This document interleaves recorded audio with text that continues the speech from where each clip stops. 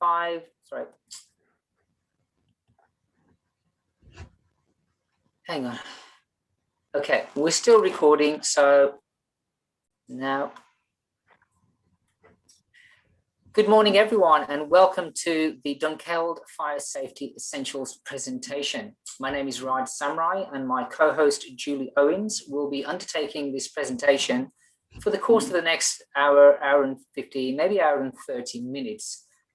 This is an engagement session, so we're looking to have feedback and response from yourselves as we deliver this session, primarily targeting your locality. We would like to begin with our traditional acknowledgement to country. So it's the acknowledgement of the Jurong Wurrung people as the traditional custodians of the land on which we are hosting this online meeting today. And obviously pay our respects to their elders, past, present, and emerging, and any other Aboriginal people here today.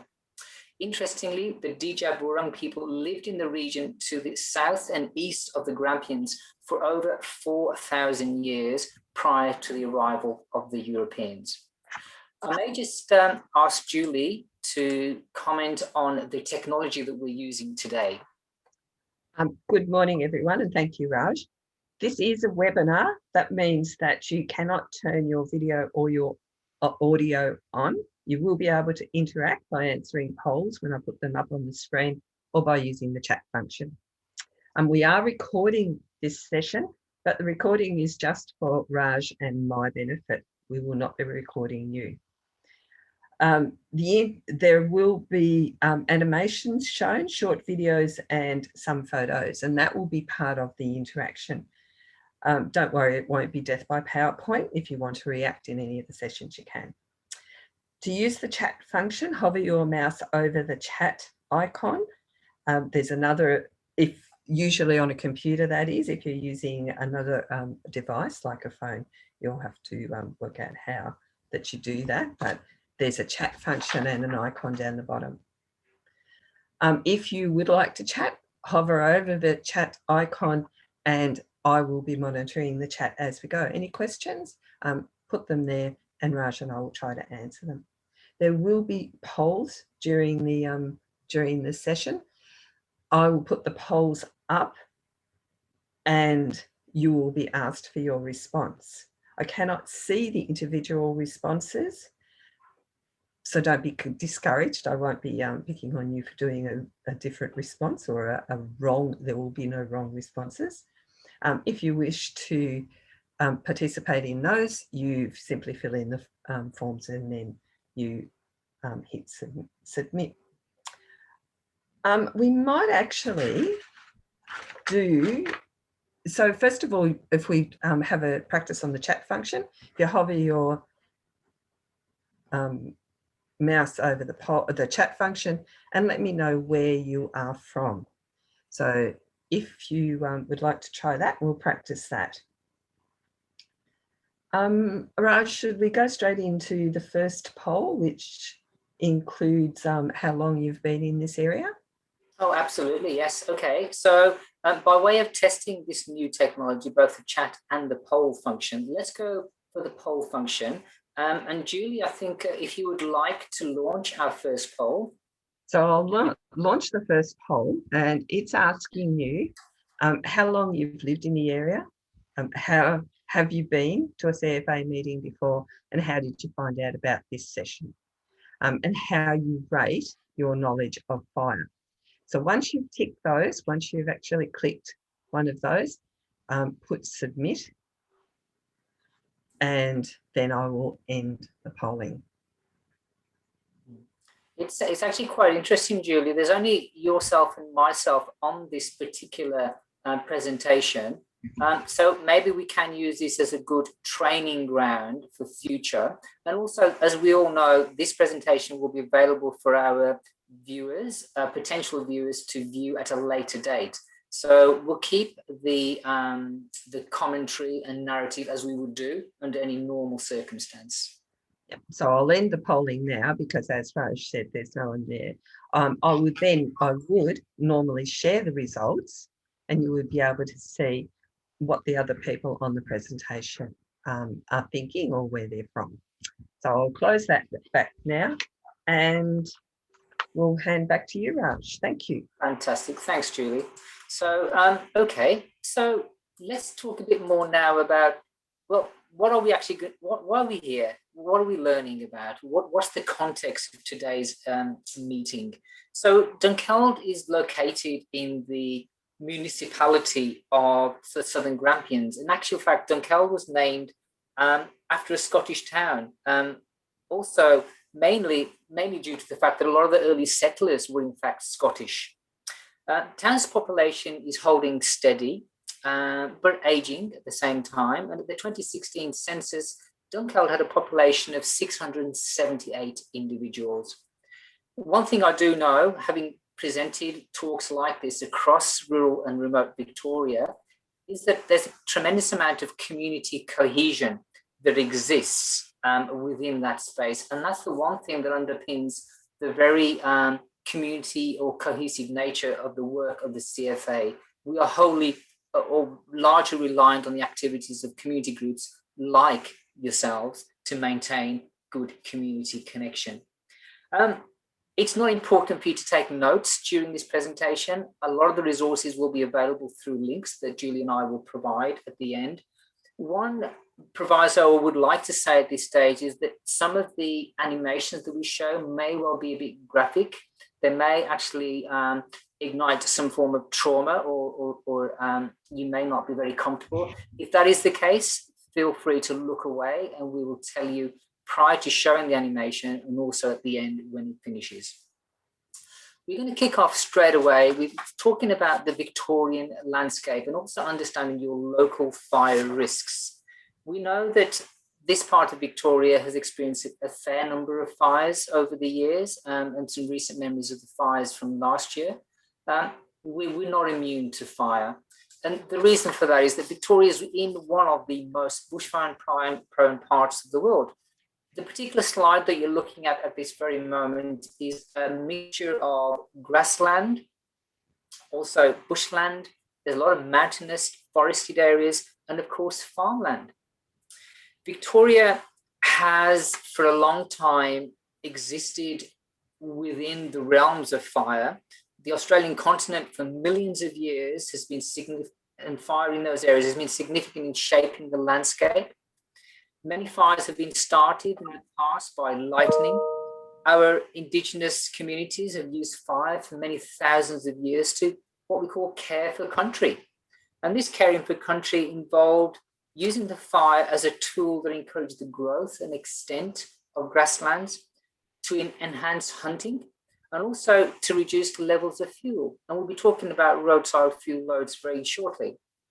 Fire also kept the vegetation from becoming too dense and hard to walk through. So these were some of the activities that were done in years gone by to maintain fire and fire safety. In actual fact, there are a few records of bushfires in the early stages of European settlement, but the records only really started in 1851.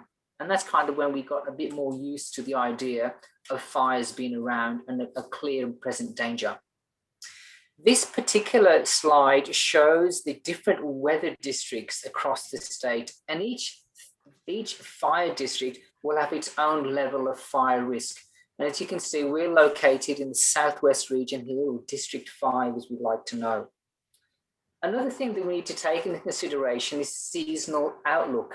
This describes the overall weather trend of what's happening in your weather district. This fire season, there is the possibility of a La Nina conditions are expected. La Nina is expected to reduce the risk of prolonged fire activity across most of Victoria compared to last year. Now, a bit more detail about La Nina. What does La Nina actually mean? It means that there'll be increased rainfall across much of Australia, as typified by these two diagrams here. There'll be cooler daytime temperatures that'll be south of the tropics and warmer overnight temperatures in the north. The last La Nina event appeared during the winter of 2017-2018, and El Nina, the opposite of La Nina, followed in 2018, 2019. Dunkeld is in a part of Victoria that has experienced slightly above average rainfall and has above average soil moisture. There is enough moisture to make the grass grow well, as evidenced. You know, I was in Dunkeld a few days ago, and you can see there's a tremendous amount of local fuel growth. But remember that this fuel will dry off very quickly as soon as we experience warm weather, such as today, and the next couple of days are predicted as high temperature days. Nearby bush will also dry out very quickly. There is therefore the increased potential for fast-moving grass fires, and that's the take-home message. La Nina will produce the potential for fast-moving grass fires.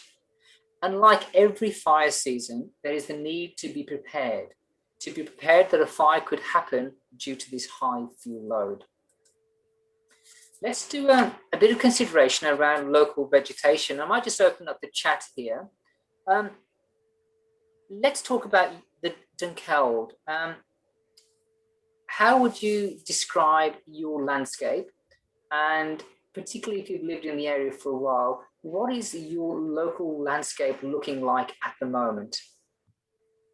And I'm sure that you'll all agree, you know, through the chat function, that the predominant fuel around Dunkeld has to be grass, with areas of bush and bush along roadsides, and of course the mighty grampians which are in your background.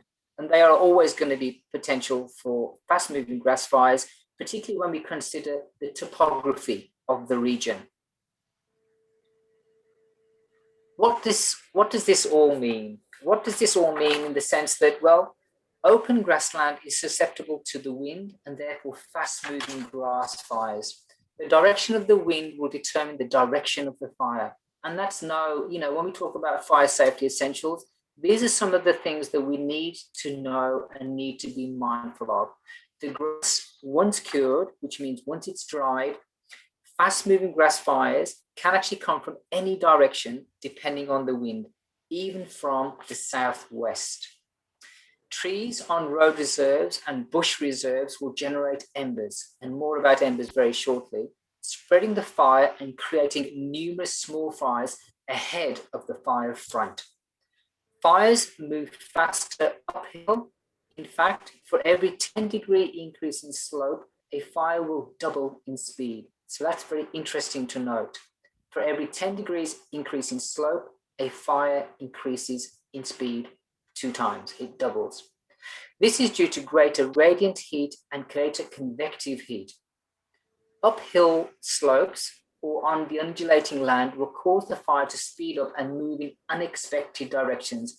So the point that we're trying to make here is that don't think that we can predict fire behavior 100%. We are at the mercy of Mother Nature. We are at the mercy of wind. We are at the mercy of the fuel load. Fire behavior is totally unpredictable, and we don't want to be in harm's way should a fire occur. Narrow, unmade roads with trees and scrub along them makes for poor and dangerous access and egress, i.e. exit. So overall, this means that if a fire started in the Dunkeld area, there is a lot of fuel that will burn, and the fire will grow and move very quickly. What I'd like to do now is talk about local risks. What are some of the things that make your local area, an area of high risk? And again, Julie, if we can launch a poll at this stage. So we are going to launch a poll. Thank you, Raj. We'll launch a poll that asks you, what are the things that could make your local area high risk area?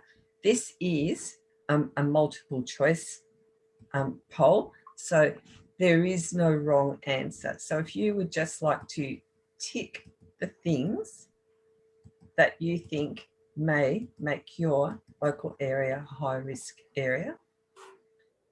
If we go through those, the winding roads, the trees hanging over, all access roads and escape routes, the high tourists in summer, speed of grass fires up to 20 kilometres per hour, numerous grass fires sparked by embers, and of course Dunkeld is in the perfect position from that with the Grampians. If there is a big fire in the Grampians, those sparks and embers could reach Dunkeld, and Raj will explain that a bit later, and then the high roadside fuel. So I'll end the polling now, and I would share the results. I think I might just pass comment before we close the poll, Julie, just to say that from where I sit, in this sort of community safety perspective, all of those would apply as high considerations when it comes to local risk. Certainly Dunkeld is a high tourist area. I've holidayed there many times at the local campsite, gone to walks up the slopes there. We know that windy roads, or where there's access limitations or exit limitations, are always going to be a local risk. And a lot of our topography lends itself to having these sort of small, inaccessible properties that can be quite isolated. And yes, we've already mentioned the high roadside fuel load. We know that the grass fires accelerate greatly, 20 k's an hour plus, accelerated by slope as well, as we've already said, faster uphill than downhill. And of course, numerous grass fires sparked by embers. Thank you, Julie. I'll stop sharing those results now, Raj, and hand it back to you. Fantastic, thank you. So they are clearly some of the local risks in our area. When we talk about the resources that exist in our community, and I've chatted a fair bit to Charlie, your local CFA captain, Dunkeld Brigade has a total of 40 members. 40 very active members in a very vulnerable part of the state. They have the task of looking after 351 properties and dwellings over a population of roughly 678 people, as per this 2016 census. Their resources at hand required are 2 tankers, 1 quick fill, and 1 slip-on. What we'd like to demonstrate here, using these figures, is really the rhetorical perspective that, well, here we have 351 homes cared for or maintained in the event of emergency by a total of potentially 4 bits of equipment with 40 brigade members. If one does the maths, one realizes that this is actually quite a difficult task. And what we'd like for you to take away from this is to understand that in the event of a bad fire day, and we were talking about what we mean by a bad fire day, don't expect a CFA truck to be on your drive protecting your property. There is that understanding that you need to take ownership, and you need to leave, and you need to leave early. You need to have a fire plan. We're hoping by some of the content that we've just spoken about, the understanding of fire behaviour, the awareness of risks associated, and the limitations of your local brigade, that these will become more apparent as the presentation goes on. So, what to expect from a fire? We all know that Victoria has had a lot of fires. Last summer, we saw huge fires in multiple parts of the state. Let's really try and get under the skin of fire now. And what I'm about to do is show you an animation that some of you might find distressing. So please look away if that is the case. I might just stop my screen share now. And I'm going to share the animation with you right now. So here goes. Look away if you feel that this may be distressing. Thank you.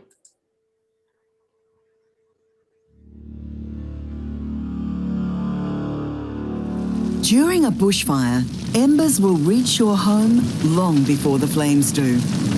Ember attacks are the most common way that houses catch fire. Embers are burning leaves, twigs, and pieces of bark.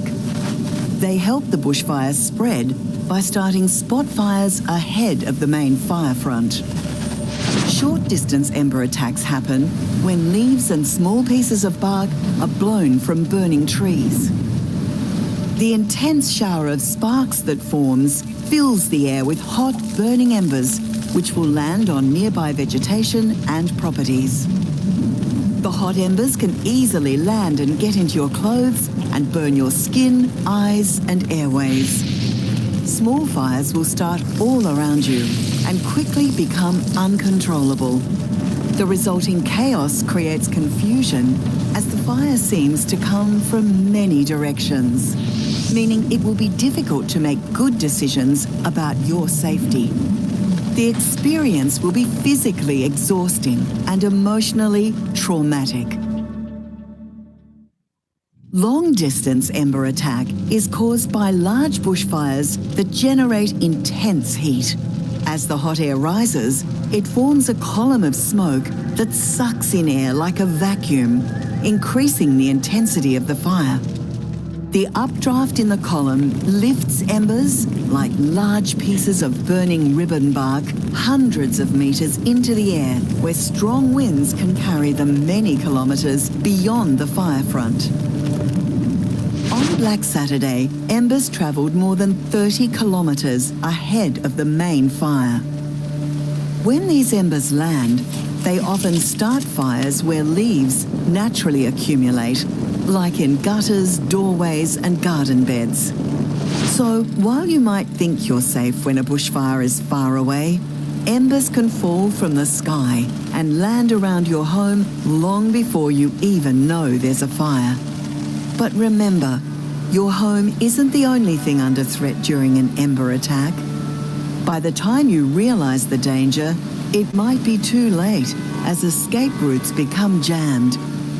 Embers can also start fires on roads and block them completely, making late evacuation dangerous or impossible. That's why leaving early, before a fire starts, is always your safest option.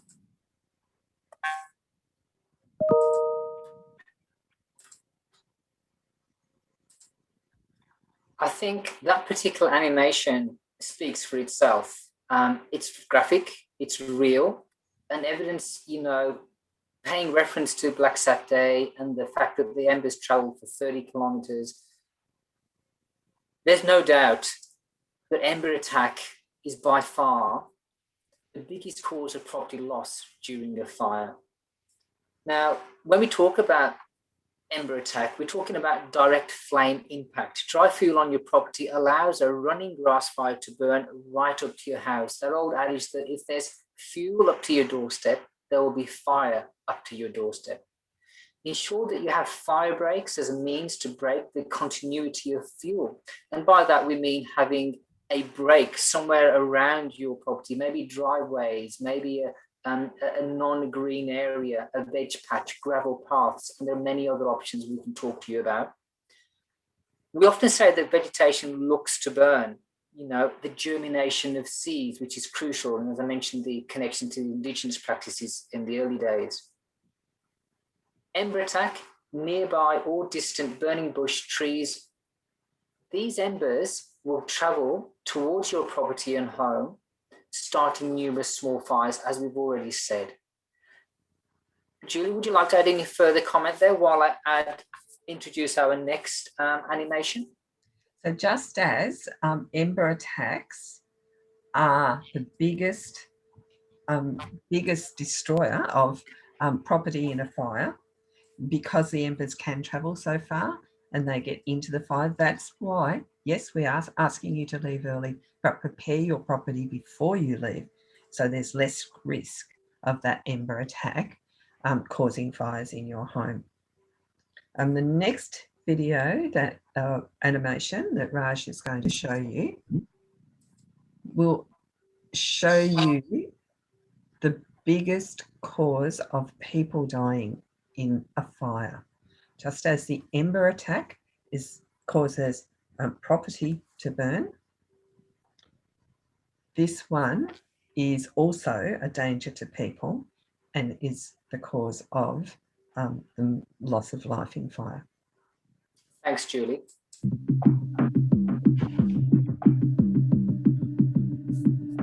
Victoria is one of the most bushfire-prone parts of the world.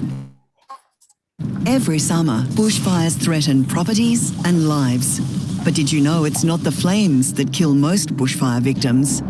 No, it's the radiant heat. Most victims die from the effects of radiant heat long before they're reached by the flames.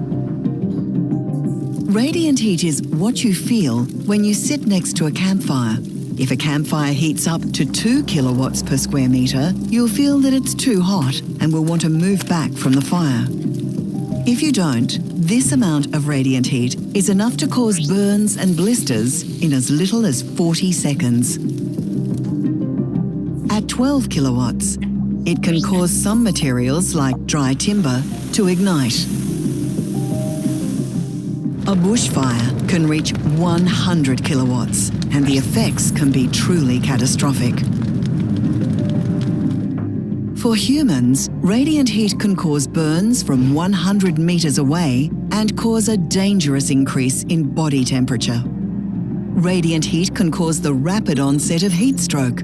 Heat stroke damages your brain, meaning you won't be able to concentrate to make good decisions as the fire arrives.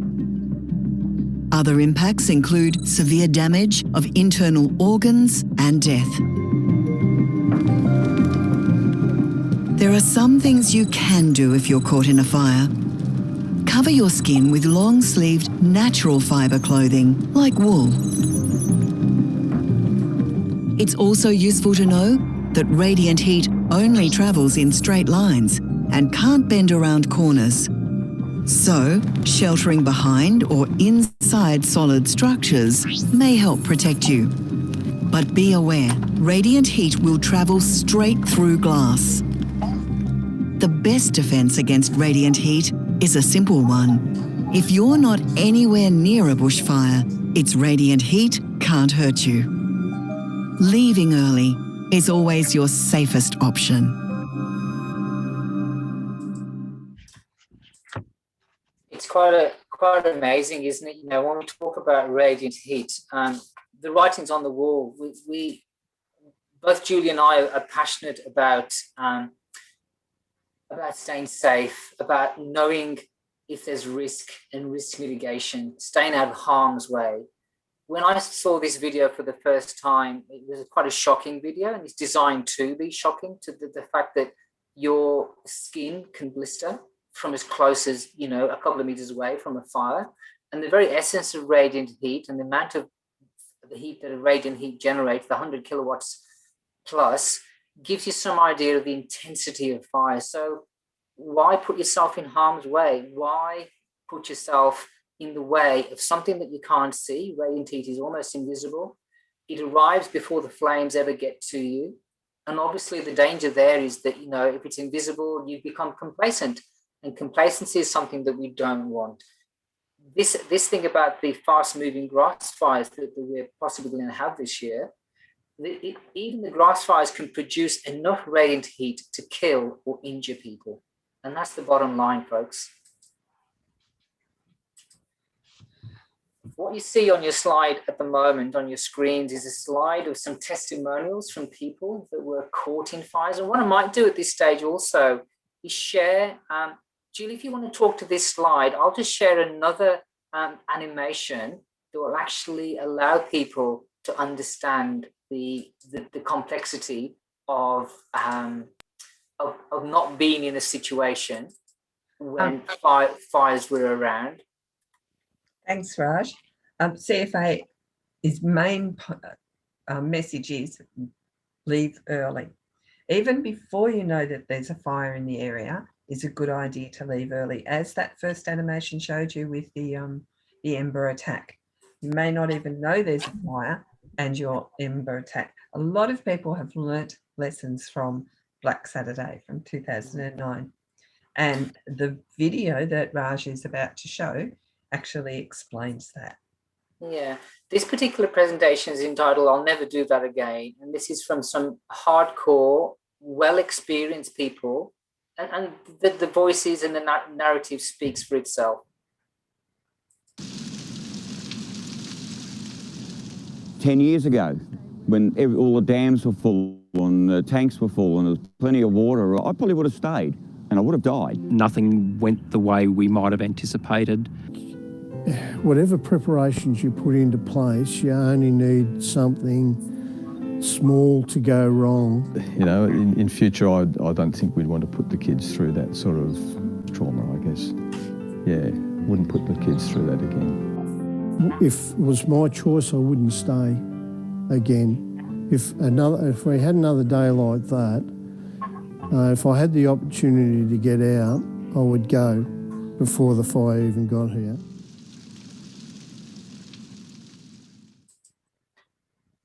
Leaving before the fire even got there.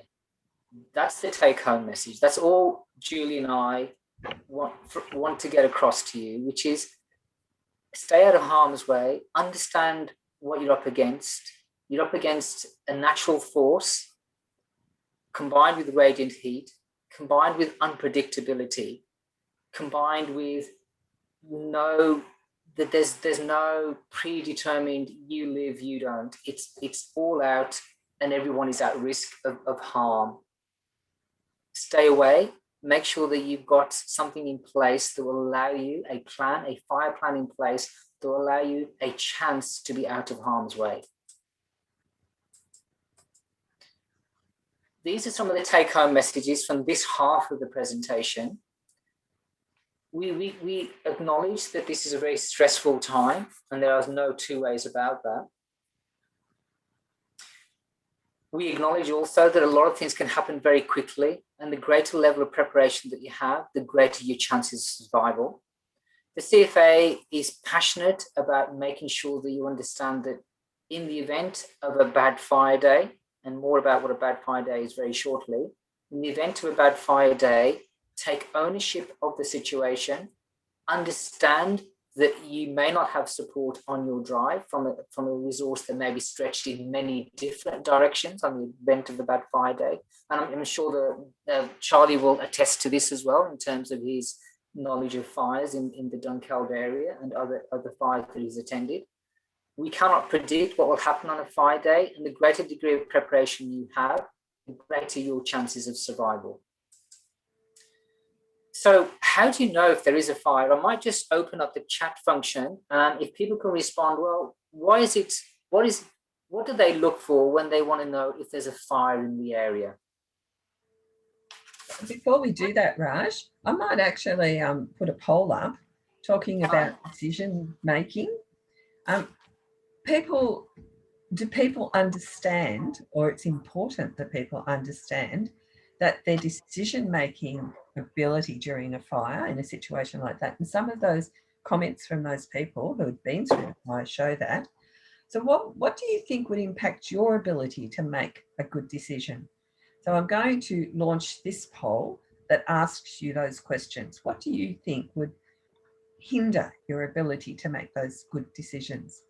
So if I launch the poll, this is a multiple choice. You can choose all of these or none of these, but you will see stress, rapidly changing situations, things not going to plan, not having enough time, and communication breakdown. So there's some of the ones that we've thought would impact your decision making. I'll just end the poll there.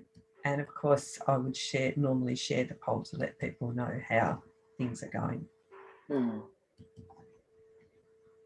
mean, it would be fair to say that, in my opinion, all of those would be impacting a person in the event of a fire. There's no doubt about that. And if there is anything else people can think of, they can use the chat function to let us know. So back to you, Raj. Thank you, Julie.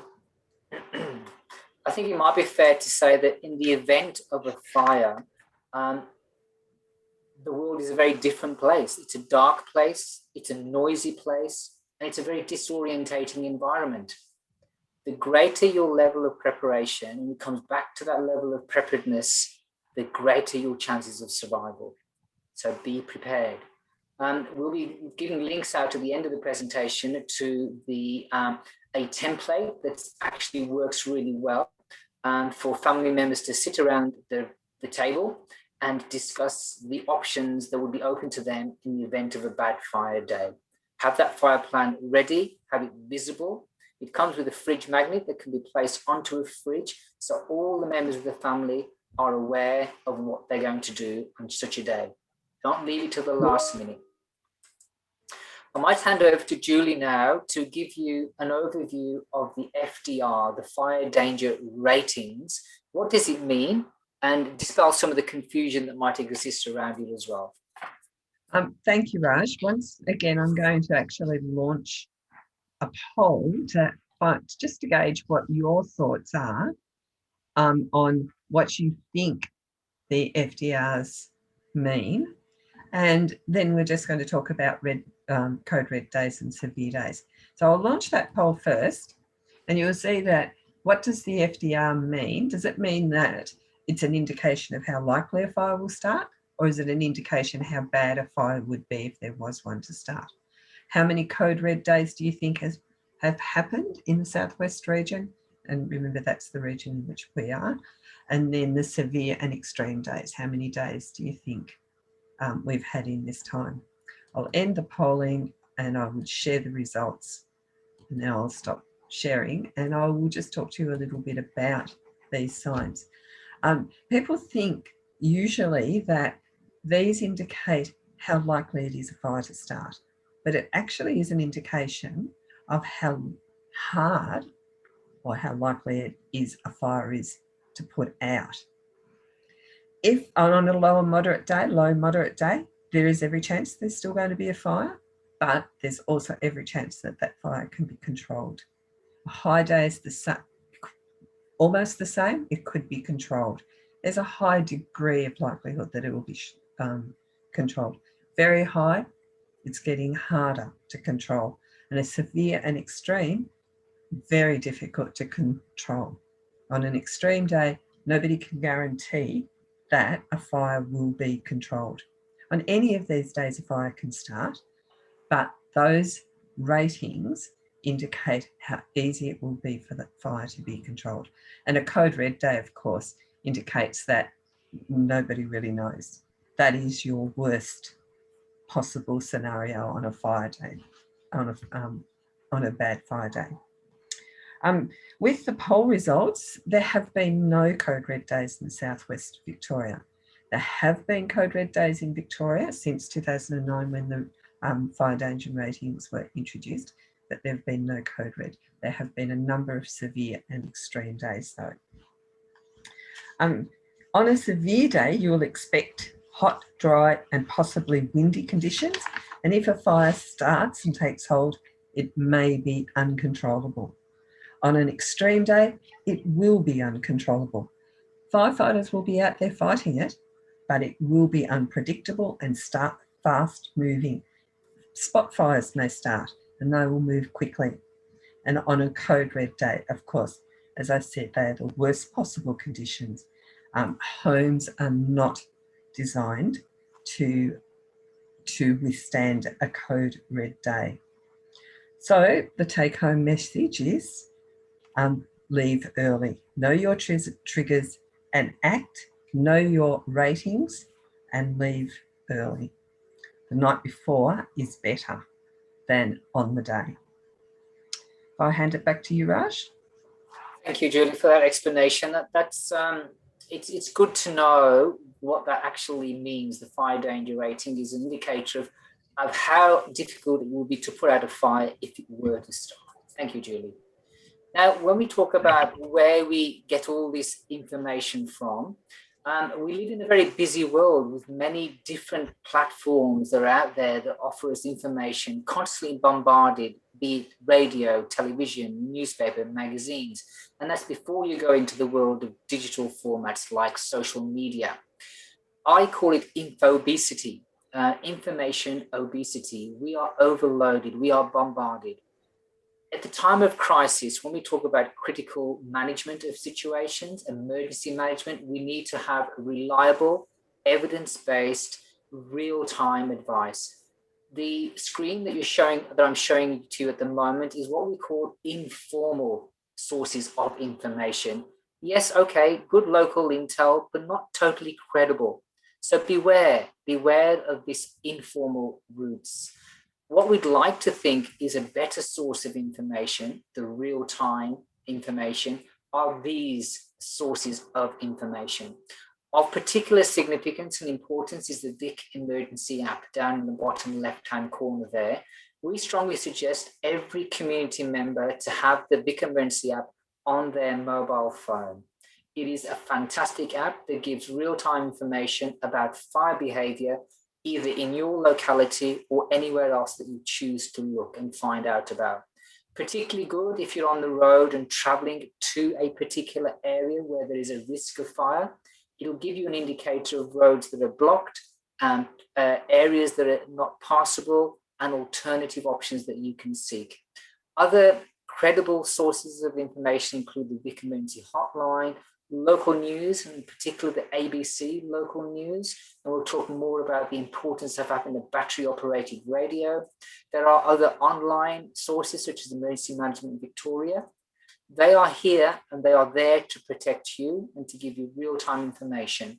One interesting thing that I found with other discussions that we've done is that in the event of a fire, when you are isolated in this dark space, a battery-operated radio gives you a good connection to the outside world, particularly when you're linking with local ABC news. Vital in the event of that high-pressured, critical life and death situation.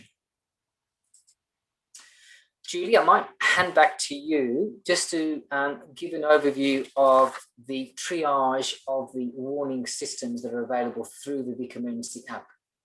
So this is through the website, through the app. If there's an incident in your area, you will receive an advice. So the advice will just simply be a notification that there is some activity in your area. And you should have a look at what's going on, be aware of what's going on. If you get a watch and act, that means there is an emergency developing nearby you. You need to take some action. You need to enact your bushfire plan. You need to leave your house. There is an emergency in your area. An emergency warning means that you're in imminent danger. You need to take action immediately. You may be impacted. So hopefully before you get that emergency warning, you're out of there. As the bottom says, do not wait for a warning. Evacuation means that it is recommended that you leave the area, and there is a place to evacuate, and hopefully that will be in your plan that you know where you will evacuate to. Police are the only agency that can actually ask you or demand that you leave the area. Community newsletter or information is usually in the form of a newsletter, and that's prepared after the incident, and that gives you an idea of what's still happening, where you can go, and what help you can get after the threat to the community is over. And once again, even though we get these warnings, and you will receive the warnings on the app, the website, or even on you as a text message on your phone, we still advise not to wait for a warning.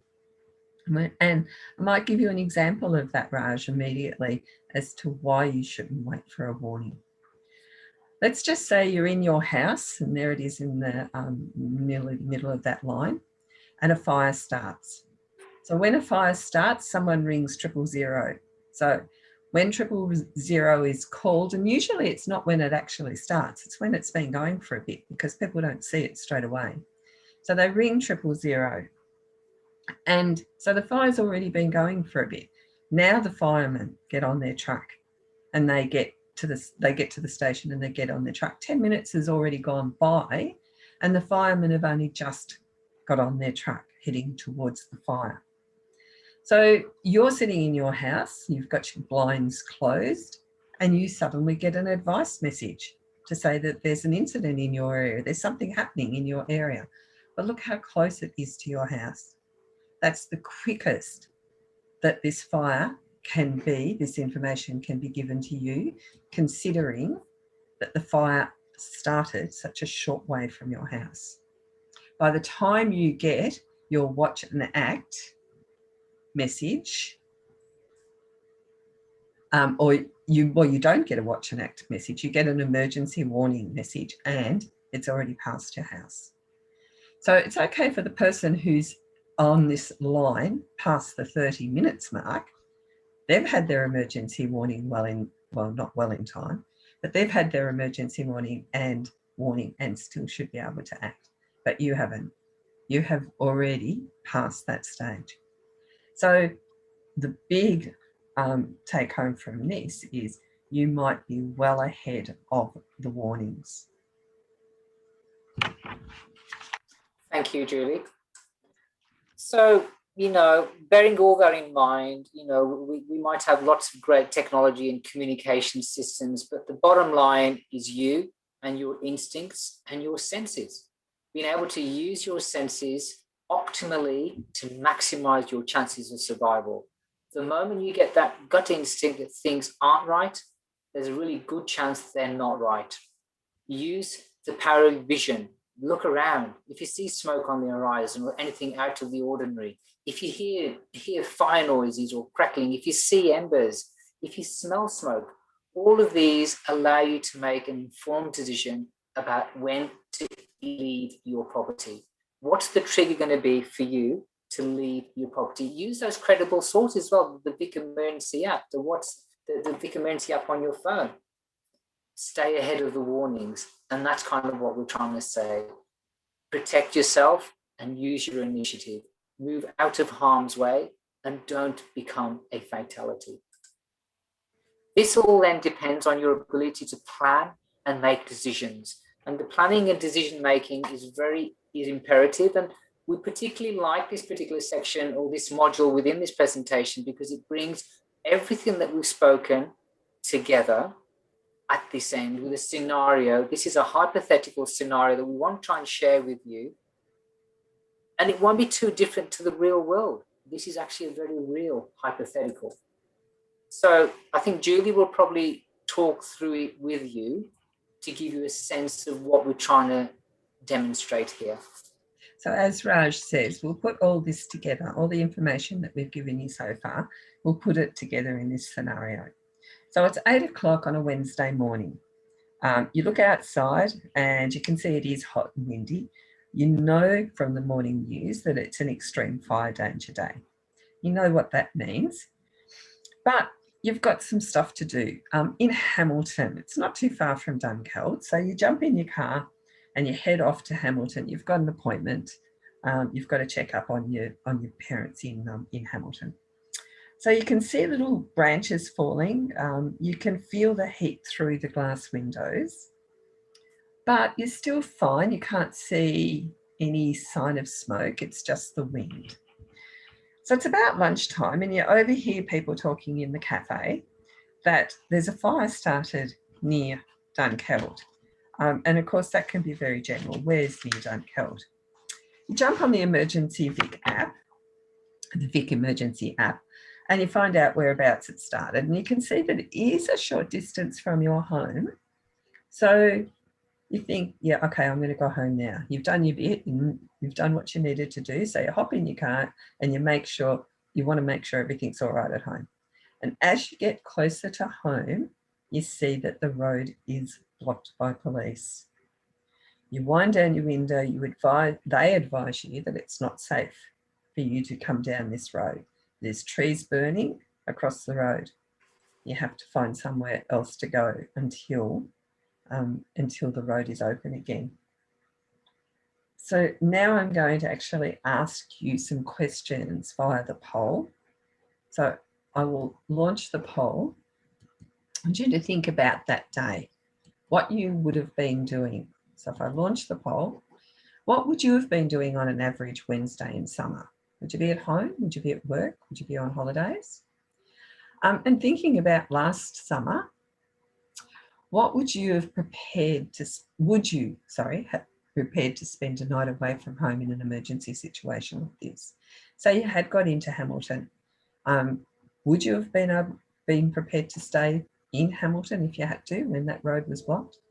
And then last summer, did you have an emergency kit packed with clothes and important documents, photos or medication? So I'll end the poll, and normally I would share the results, but I'll start sharing results now. So I just want you to think what you would be like in that situation. Would you be prepared to be away from your home in that situation? Do you know, Julie, there's an amazing thread that runs all through our presentation, and that's the P word. The P word for preparation and preparedness you know, as an ex-Cub Scout, this is critical, isn't it? You know, the more preparation that you can have, the better prepared you are for most things. So for those folks that perhaps didn't have an emergency kit prepared, for those that didn't have that level of preparation, they're already one step behind everyone else when it comes to survival. So this is the message we want to try and get across to our listening audience: is preparation is the key. Have that emergency bag ready. Look for the signs that will say to you, hey, I'm not going into town because it's a bad day. You know, I'm leaving and I'm taking my valuables, I'm taking my possessions, I'm taking my family members. I'm going to look after vulnerable members in my community. I'm going to make sure that they're safe. You know, that's what it comes down to. That's the real bottom line, isn't it, Julie? It's the preparation. If we continue the scenario, what we talk about now will actually cement what Raj has been saying. So it's the same day, and there has been a fire at the property. Perhaps you didn't actually get into Hamilton. Perhaps you looked at your app and saw that, oh, there is a fire started. You're not surprised because it was windy and hot. So you turn around and you head back to your house. You think, I've got time to get the important stuff. I check the app again. The fire's still a bit further away. You know that it's there though. So you drive home and you get out of your car and you run into your house. You can smell smoke now, and it's still windy, but you still can't see anything. It's hot. You check the app again and the fire's still away. So you move around the house grabbing important stuff. It might be your birth certificate, your insurance, because you remember that people needed their insurance if anything happened. You're ticking them off in your head. Photos, there's that photo album that you've been working on that you really want to keep. There's the birth certificates, as I said. You're even grabbing the animals. You're trying to put them into cages to bring them. You've got a cat who is a bit old, so easy to catch, but you grab that as well. As you run back out to the car, you notice that there's actually little bits of fire starting. Those embers that we saw earlier are falling on that pile of leaves that you meant to pack up, that you meant to pick up, and you haven't done it yet. So how do you feel now? What's that surge of energy that's pumping through your body? How do you feel now? Have you got time to get in the car and get out? So what I would do now is open the chat function and just let us know how you would feel. What would you have done differently in a situation like that? How do you feel now that it's basically too late? I think one of the big considerations is here as well. You know, you're in a real pickle here. You know, you've got these embers dropping around all around you. Are you going to try and exit down the road? Is the road going to be clear? Which way are you going to go? Is there somewhere safe that you can go to? Is there someone else that you've got to look after? Are you going to pick up that hose pipe and start putting the little ember fires out? You know, where are the children? Are the children at school? Are they looked after? What about those pets and all those other considerations? And this is a hypothetical. We've just created the situation, but it's not too far from what would happen in real life. Preparation is the key. And remember, we said that that heat, radiant heat, can hinder your planning or your thinking, and that's what's happening now. So this slide sums up the core of our presentation today. Make a plan, be prepared, be out of harm's way. Don't put undue pressure and stress on yourselves when we can mitigate the risk by being out of the way. We can give you more information about preparing your property through the PAD service, the Property Advice Visit Service. We've got details on how you were able to attend a bushfire planning workshop also. And also, you know, if you're not quite tech savvy, we can help you download the Vic Emergency app to your mobile phone as well. So we're here to help you, and the resources will be available at the end of this presentation. We have to make comment to the dreaded COVID-19 and its ongoing presence in our communities. one thing that we do say from a CFA perspective is that in the event of an emergency, you are allowed to leave your home. You are allowed to leave your home on a high-risk fire day, and you can travel for the purpose of preparing your property for the fire season. The only consideration that we do say is that if you are in a self-isolation phase or stage, make sure that you resume that at your new place and make sure other people are aware of that. The best laid plans can fail. We have plan A, which is to leave early and be out of harm's way. Plan B, C, D, and E are your options if the plan fails. Stay protected. We've spoken about the dangers of radiant heat and its penetrating nature, its invisibility, its intensity. The only way that we can protect ourselves from the harm that's going to be caused by radiant heat is as shown by this gentleman that's fully clothed up, almost head to toe, with forms of protective clothing. We talk about natural fiber clothing.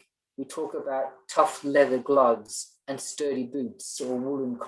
These are designed to protect you from the penetrating nature of radiant heat. And hey, it's not rocket science, is it? We know that if we protect ourselves, we're not going to get burnt.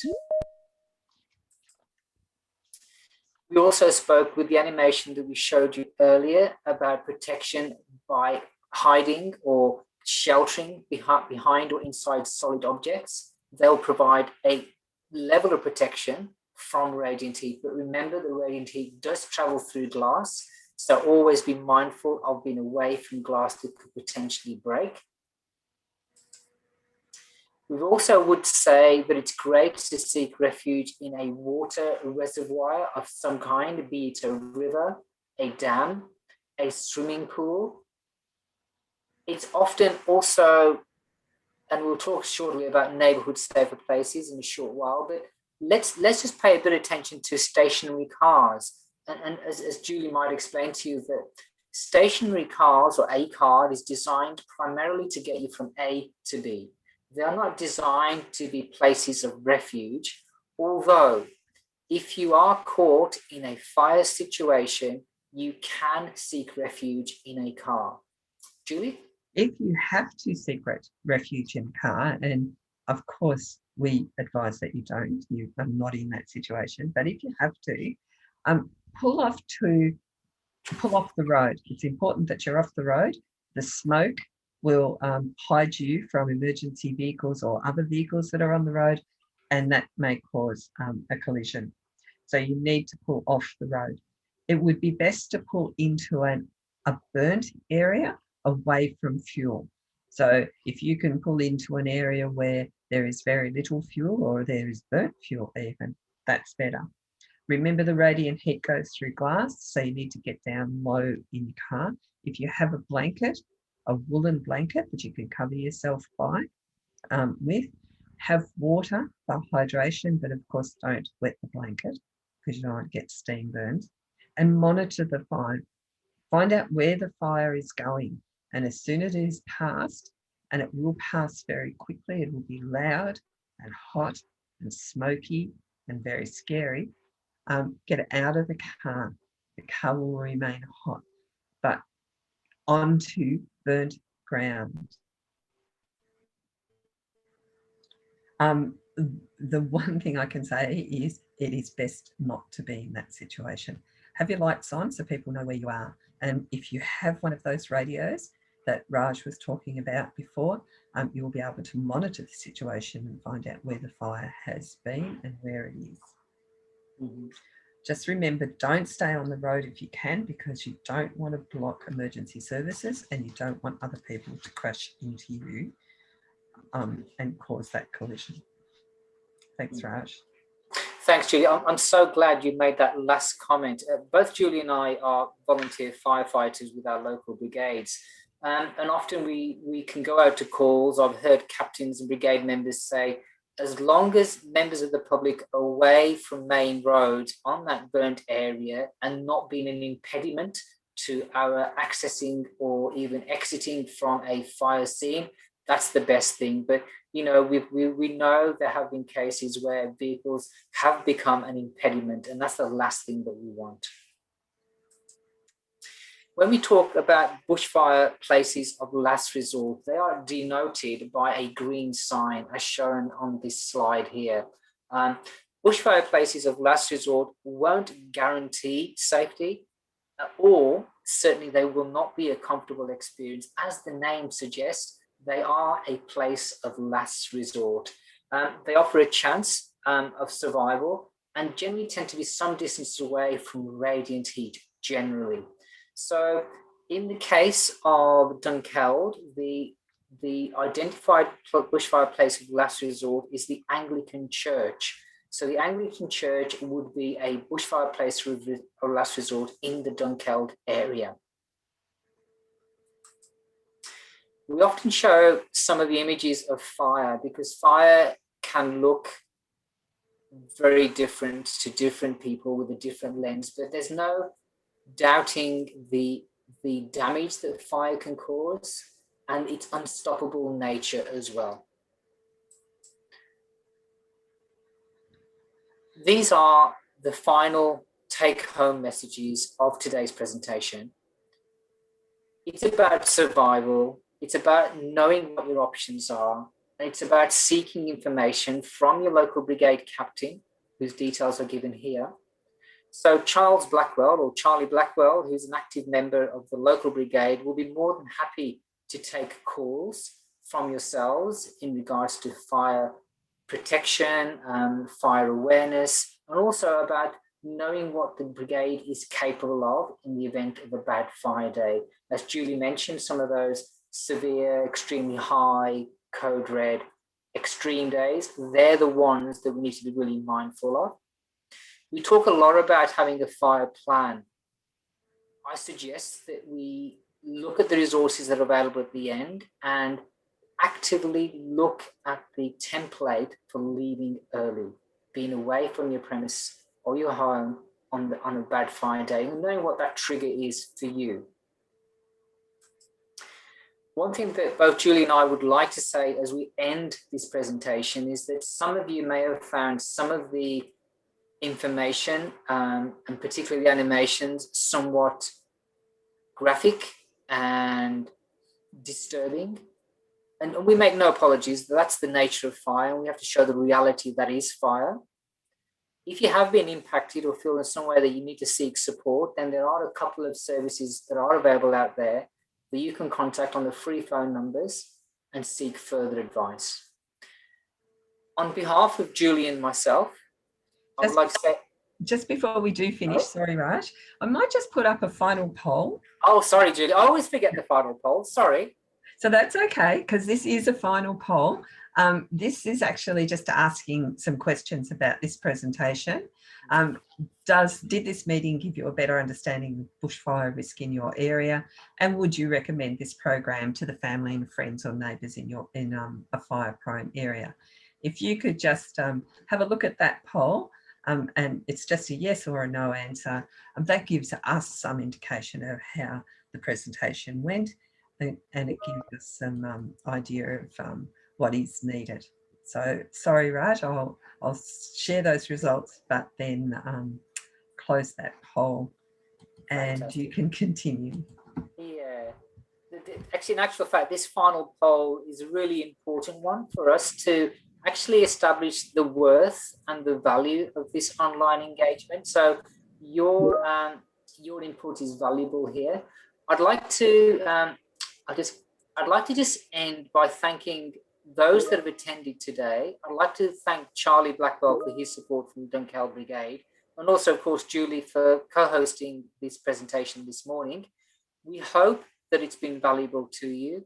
We are available for discussion through the resources that we mentioned, and we can be contacted at our local CFA site, so here in Warrnambool.